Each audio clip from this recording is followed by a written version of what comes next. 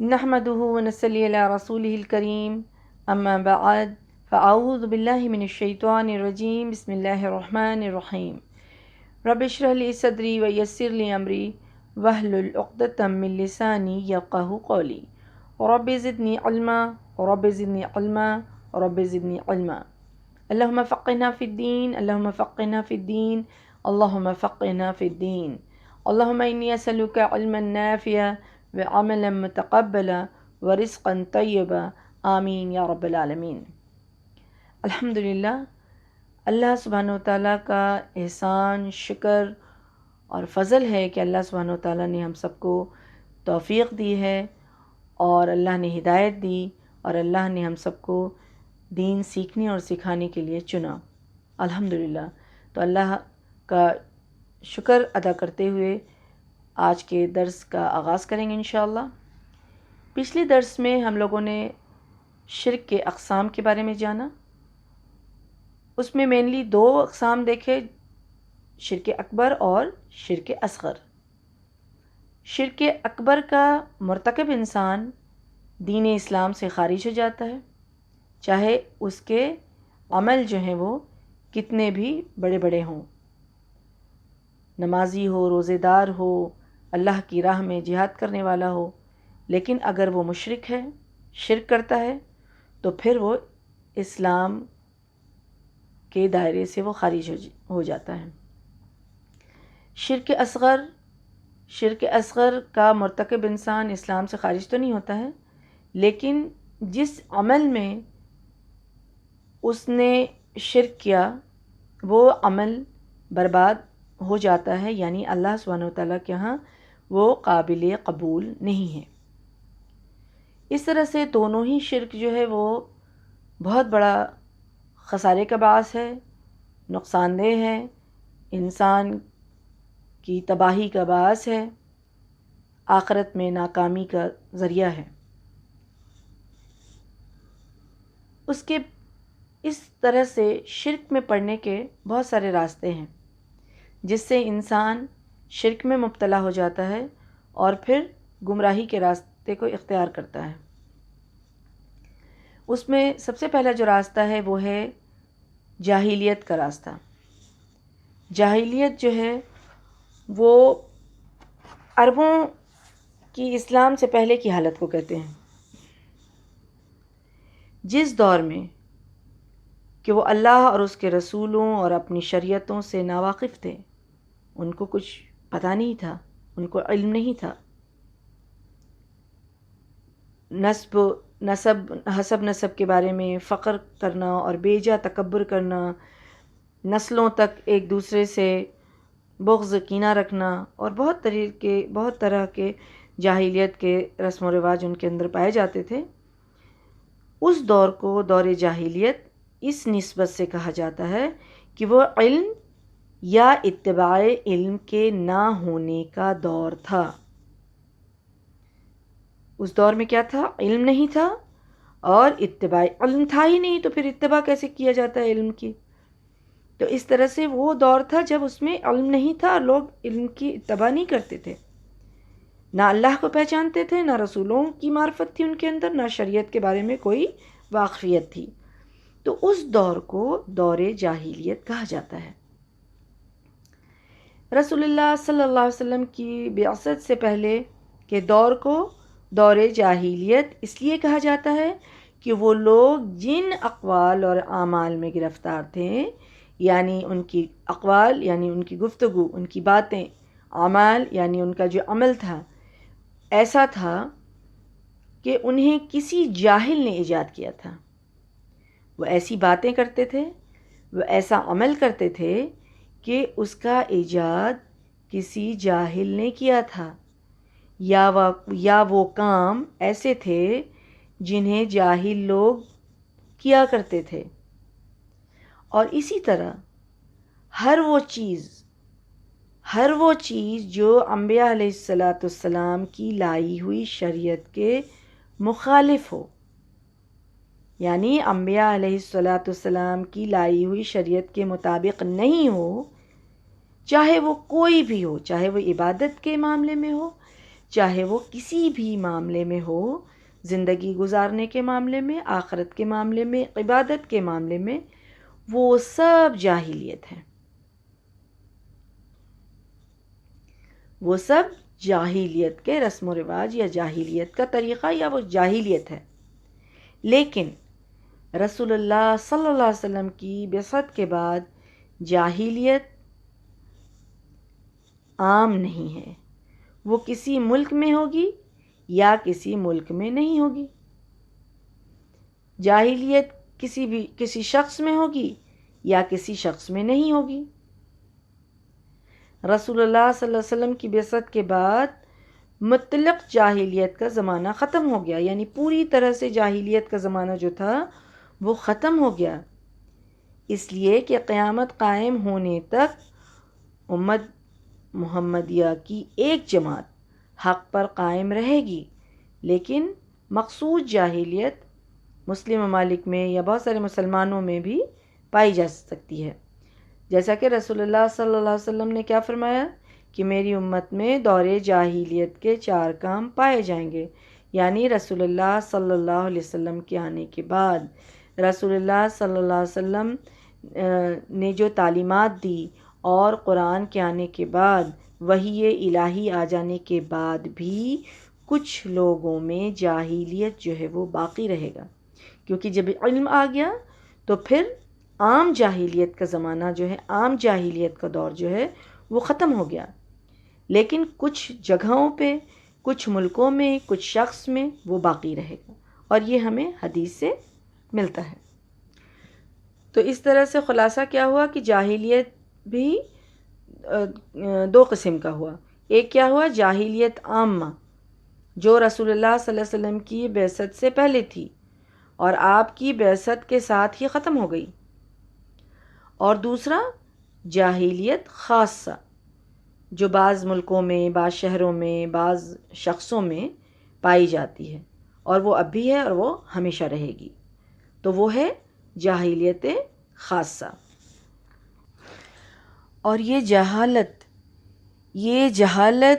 جہالیت ایک خطرناک مرض ہے، یہ جہالت جو ہے وہ کیا ہے، جاہلیت کیا ہے، ایک خطرناک مرض ہے، کتاب و سنت سے لا علمی بہت بڑا راستہ ہے جو شرک کے پھلنے پھولنے کا سبب بنتی ہے، یعنی شرک گرو ہونا، شرک آ جانا اور اس کو بڑھاوا دینا اور اس میں مبتلا ہو جانا، اور اسی میں انسان کی بربادی کا جو سبب ہے انسان کے، وہ کیا ہے، یہی جہالت ہے، سب سے بڑی جہالت، سب سے بڑا راستہ ہے یہی جہالت، کتاب و سنت سے لا علمی، علم کا نہ ہونا جو رسول اللہ صلی اللہ علیہ وسلم نے لائی۔ جیسے علم انسان کو اللہ کی پہچان کراتا ہے، اسی طرح سے جہالت جو ہے وہ غیر اللہ کی عبادت کا سرچشمہ کہا جاتا ہے اس کو، یعنی انسان کی عقل اور دانش پر پردہ پڑ جاتا ہے، جب انسان کے اندر علم نہیں ہوتا ہے، قرآن و سنت کا علم نہیں ہوتا ہے، تو انسان کے اندر انسان کی عقل پہ پردہ پڑ جاتا ہے۔ جب علم سے وابستگی نہیں ہوتی ہے تو انسان کے ذہن پہ پردہ پڑ جاتا ہے اور وہ گمراہی اختیار کرتا ہے اور شرک میں مبتلا ہوتا ہے۔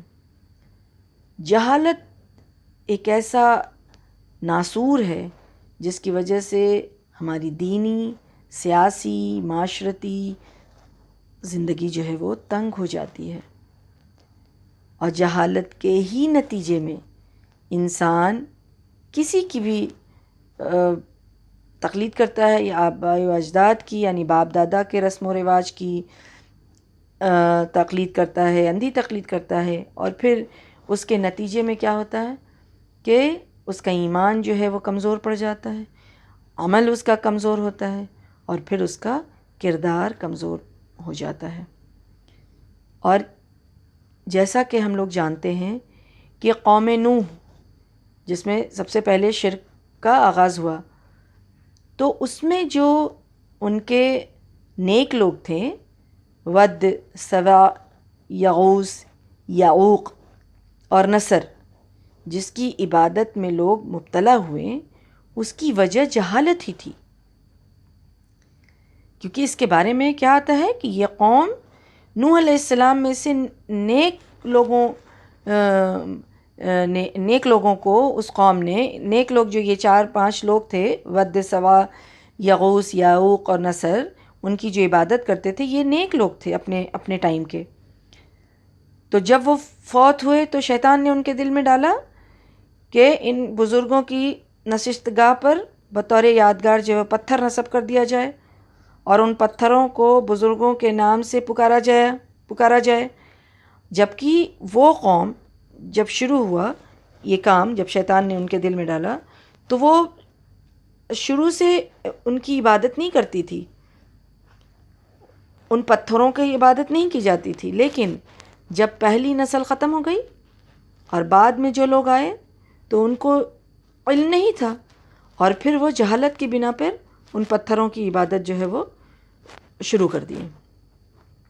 اس طرح سے بڑھتے بڑھتے جو ہے وہ شرک جو ہے وہ اور بھی بہت سارے طریقے اختیار کرتا گیا انسان، اور بہت سارے طریقے اس میں آتے گئے، اور شرک کا یہ سلسلہ جو پرانا ہے وہ پھر چلنے لگا اور چلتا رہا. اس کے متعلق ہم ایک واقعہ بتا رہے ہیں، اور اس کے بعد سننے کے بعد ہر کسی کو کچھ نہ کچھ ضرور نظر آئے گا اپنے آس پاس کے ماحول سے. ایک صاحب تھے جو چونا بھٹی میں کام کیا کرتے تھے. اتفاق سے وہ دیوانے ہو گئے اور لوگوں نے ان کو اللہ کا بندہ سمجھ کر کے، بوڑھے ہیں، چلو خدا رسیدہ ہیں، ان کو بابا بابا کہنے لگے. اب ان کے انتقال کے بعد ان کی قبر بن گئی، ان کی قبر کو مزار بنا دیا گیا، مزار کی شکل دی گئی، اور پھر وہ چونا بابا کے نام سے مشہور ہو گئے. اب وہاں جو ہے وہ سالانہ عرس ہوا کرتا ہے، قوالیاں لگی رہتی ہیں، اور لوگ جو ہیں وہ کھڑے رہتے ہیں اور اپنی حاجت رسائی کرتے ہیں، یعنی ان سے دعائیں مانگتے ہیں، اور چادریں چڑھتی ہیں، اور پتہ نہیں اس طرح کا جو بھی کام جو قبر پہ ہوتا ہے، مزار پہ، وہ ساری چیزیں جو ہوتی ہیں، اور لوگ وہاں آتے رہتے ہیں اور بھیڑ لگی رہتی ہے. تو یہ کتنی بڑی گمراہی ہے کہ ایک انسان بیچارہ جو اپنی زندگی میں ہی دیوانہ ہو گیا اور اس کی لوگ پرستش کر رہے ہیں. اللہ اکبر، اللہ اکبر، اللہم لا تجلنا منہم. تو یہ کیا ہے؟ یہ ایک مثال ہے علم نہ ہونے سے دل اور دماغ، عقل پہ پردہ پڑ جانا، عقل پہ پردہ پڑ جانا. تو جہالت اس طرح سے بہت بڑا راستہ ہے اور بہت بڑا سبب بنتا ہے انسان کے گمراہ ہونے کے لیے. اور اس کی ضد کیا ہے؟ علم ہے. یعنی جو انسان علم حاصل کرے گا وہ جاہل نہیں رہے گا. علم کا مطلب کیا ہوتا ہے؟ علم ہے جاننا، پہچاننا، معرفت، ادراک حاصل کرنا. لیکن کس بات کو جاننا؟ کس کو پہچاننا؟ اپنے رب کو پہچاننا، اور زندگی گزارنے کے طریقے، رنگ ڈھنگ کو پہچاننا، دین اسلام کو پہچاننا، یہ علم ہے. کسی بھی چیز کی حقیقت کو پہچاننا علم کہلاتا ہے. علم روشنی ہے، علم نور ہے. علم اس یقین کا نام ہے جس سے زندگی بھی روشن ہو جاتی ہے اور مرنے پر قبر بھی روشن ہوگی. کیسے؟ جب ایک انسان علم حاصل کرے گا، ایک انسان کے اندر سے جب جہالت دور ہو جائے گی، اس کے اندر جب پہچان آ جائے گی اللہ اور اس کے رسول کی، زندگی گزارنے کا طریقہ جب وہ جان جائے گا، تو پھر اس کی زندگی بھی روشن ہوگی اور اس کا قبر بھی پر نور ہو جائے گا انشاءاللہ. تو یہی وہ علم ہے جو حاصل کرنا اور جہالت سے دور ہونا، تاکہ انسان شرک میں مبتلا نہ ہو. علم وہ چیز ہے جس سے اللہ کا تقرب حاصل ہوتا ہے. انسان اب تقرب حاصل کرنے کے لیے، اللہ سے تقرب حاصل کرنے کے لیے، قربت حاصل کرنے کے لیے وہ غلط راستے کو اختیار کرتا ہے جہالت کے بنا پہ، کہ کوئی بڑے، کوئی نیک لوگ کی مزار پہ جائیں گے اور ان پر جا کر کے وہ سارے کام کریں گے، چونکہ وہ نیک تھے تو ان کے وہ ہماری پیروی کریں گے اور وہ ہمارا واسطہ لگائیں گے اور وہ ان کے واسطے سے جو ہے ہم اللہ کا تقرب حاصل کر لیں گے۔ نہیں، انسان علم سے، علم حاصل ہو جانے سے اللہ کا تقرب حاصل کرتا ہے، جس سے انسان اللہ کے قریب ہو جاتا ہے، علم کے ذریعے سے اللہ کے قریب ہوتا ہے۔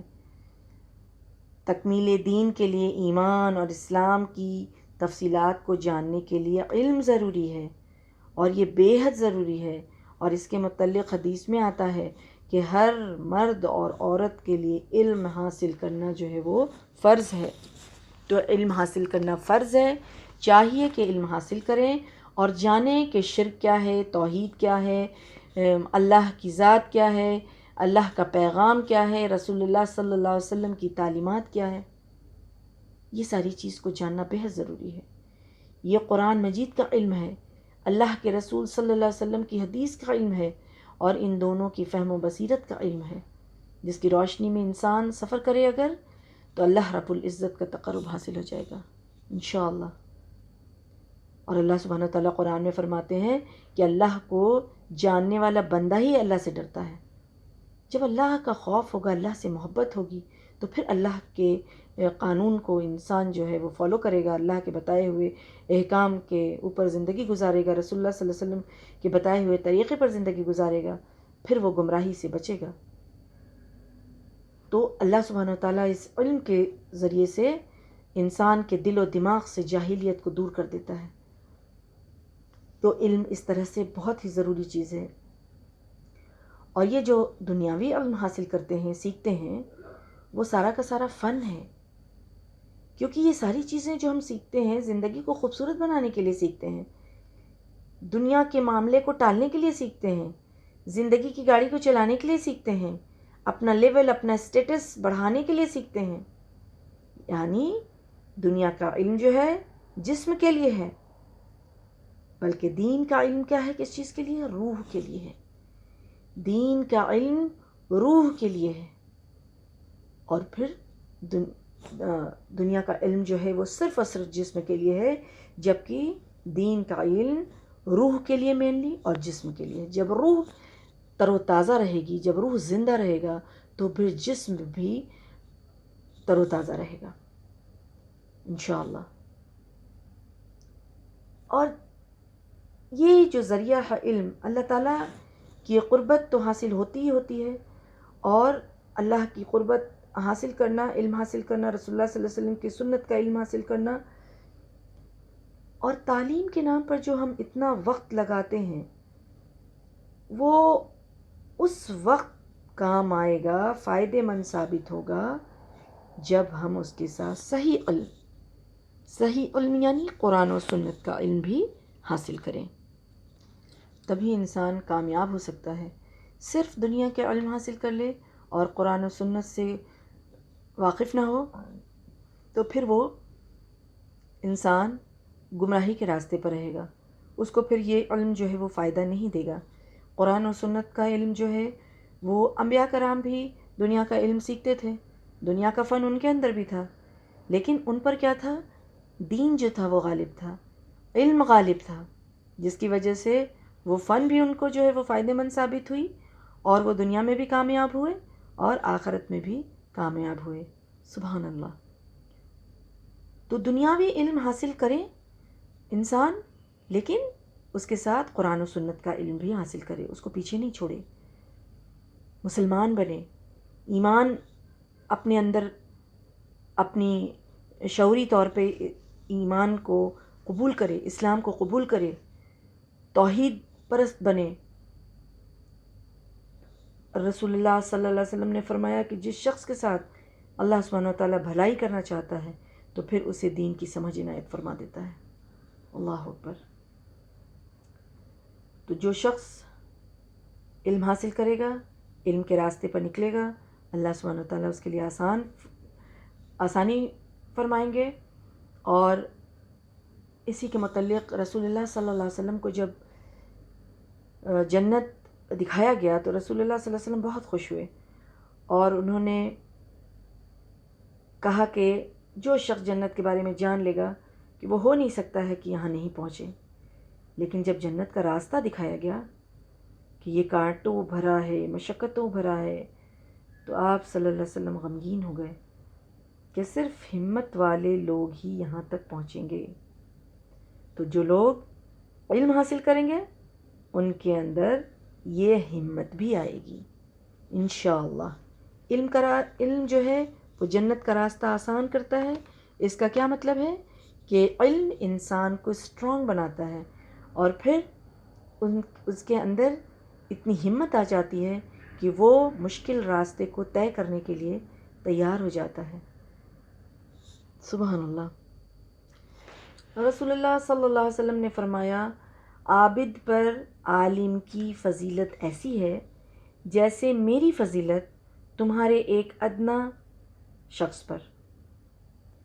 کہاں رسول اللہ صلی اللہ علیہ وسلم کا مقام اور کہاں ہم میں سے ایک عام انسان کا مقام، کتنا فرق ہے۔ تو رسول اللہ صلی اللہ علیہ وسلم یہ فرما رہے ہیں، عابد یعنی عبادت گزار پر عالم کی فضیلت ہے، یعنی عالم جو ہے وہ علم حاصل کرنے والا، علم حاصل کرنا، علم سیکھنا، علم سکھانا عبادت کرنے سے زیادہ افضل ہے۔ کیونکہ جب انسان عبادت کرے اور علم کے بنا پر ہو تو اس سے وہ گمراہ نہیں ہوگا، گمراہی کے راستے پر نہیں ہوگا، اور تقوی اور خشیت الہی اس کو حاصل ہوگی۔ کیونکہ اللہ سبحانہ وتعالیٰ ہی فرماتے ہیں کہ فَعَلَمْ أَنَّهُ لَا إِلَهَ إِلَّا اللَّهُ، کہ جان لو، پہلے جان لو کہ اللہ کے سوا کوئی عبادت کے لائق نہیں ہے۔ یعنی اللہ تعالیٰ نے جان لو کہا، یعنی کہ جاننے کے لیے پہلے کہا، علم حاصل کرنے کے لیے پہلے کہا، اور علم سے شروعات کی، علم سے شروعات کی۔ اس سے کیا پتہ چلتا ہے؟ کیا عبادت کرنا عمدہ عمل ہے، بہت اچھا عمل ہے، لیکن علم حاصل کرنا اس سے بھی بڑھ کر ہے۔ علم حاصل کرنا اور دوسروں کو علم سکھانا اس سے بھی افضل ہے، کیونکہ خود علم حاصل کریں گے تو علم کے بنا پہ جو عبادت کریں گے اور جو عمل کریں گے وہ گمراہی کے راستے پر نہیں ہوگا، اور اس علم کو دوسروں کو سکھائیں گے تو دوسروں کو گمراہی سے بچائیں گے۔ تو یہ دونوں ہی راستہ جو ہے وہ بہت ہی فضل والا ہے، اور عبادت کرنے سے زیادہ اس کی اہمیت ہے کہ ایک انسان خود اپنے آپ میں عبادت میں لگا رہے اور اس کو کوئی علم نہ ہو، اور پھر وہ دوسروں کو علم بھی نہ سکھائے، تو وہ صحیح طریقہ نہیں ہے۔ تو علم سیکھنا اور علم سکھانا اس کی بہت بڑی فضیلت ہے۔ جو انسان علم کی دولت پا لیتا ہے وہ بہت بڑی دولت پاتا ہے، اور پیغمبر کا ورثہ ہی کیا ہوتا تھا؟ علم ہوا کرتا تھا۔ تو علم جو ہے وہ مخلوق کو گمراہی سے بچاتی ہے، علم جو ہے وہ انسان کو شرک سے بچانے والی چیز ہے، اور انسان جب شرک سے بچ جائے گا تو پھر انسان آخرت میں انشاءاللہ کامیاب ہوگا۔